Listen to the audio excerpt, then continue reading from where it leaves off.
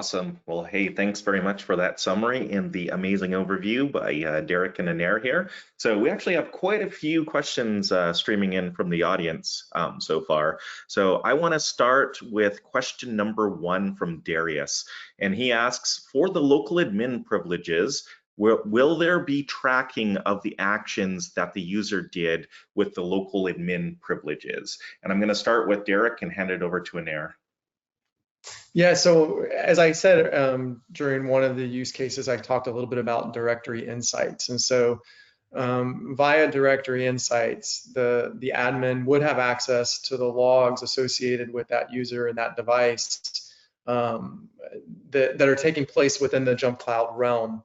That being said, we're not going to capture every single piece that that user is doing within that device itself. And so our recommendation would be to leverage another third-party tool, something like CrowdStrike or something, to be able to capture even more logging that is occurring on that device itself. And so, Anair, you want to add to that?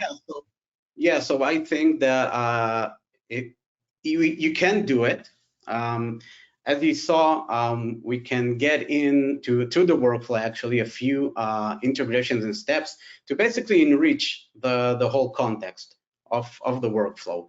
And then if you want to append or correlate actually events from other systems or services, you can actually do it by just utilizing some other steps from, as Derek just mentioned, CrowdStrike, for example. And we previously saw it that we can actually utilize CrowdStrike steps to add IOCs to the system.